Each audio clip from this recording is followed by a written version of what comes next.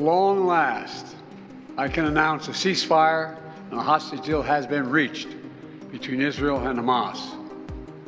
More than 15 months of conflict that began with Hezbollah's brutal massacre on October the 7th. More than 15 months of terror for the hostages, their families, the Israeli people. More than 15 months of suffering by the innocent people of Gaza. Fighting in Gaza will stop, and soon the hostages will return home to their families.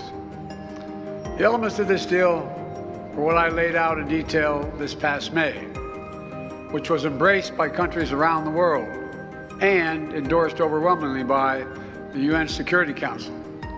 The deal is structured in 3 phases. Phase 1 will last 6 weeks. It includes a full and complete ceasefire, withdrawal of Israeli forces from all the populated areas of Gaza, and the release of a number of hostages held by Hamas, including women and elderly and the wounded.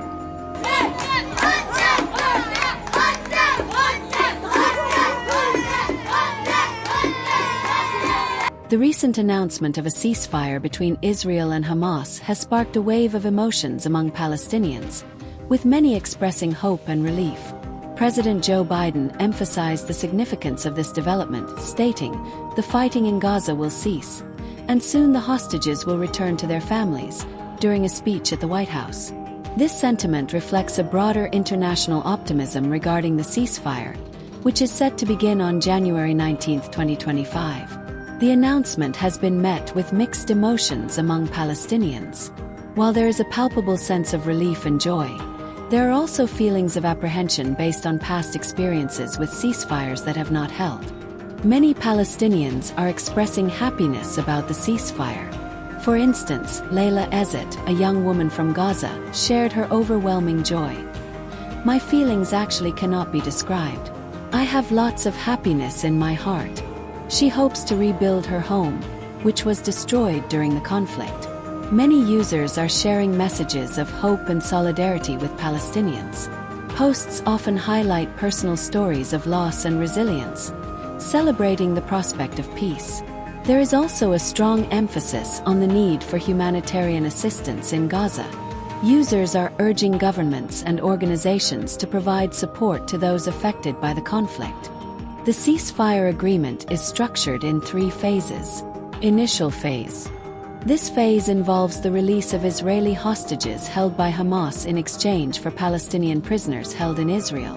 Humanitarian aid is also expected to increase significantly during this time. Subsequent phases. While details are still being negotiated, these phases aim to establish a permanent cessation of hostilities and further exchanges related to hostages and prisoners. The ultimate goal is not just an end to fighting but also addressing broader issues such as humanitarian needs and political resolutions that could lead to lasting peace. This agreement has been facilitated by international mediators from Qatar, Egypt, and the United States, reflecting a concerted effort to stabilize the region after months of intense conflict that has claimed tens of thousands of lives. In summary, while the ceasefire brings a glimmer of hope for many Palestinians who have endured immense suffering and loss over the past months, it also carries an air of caution as they await its implementation and the potential for future peace.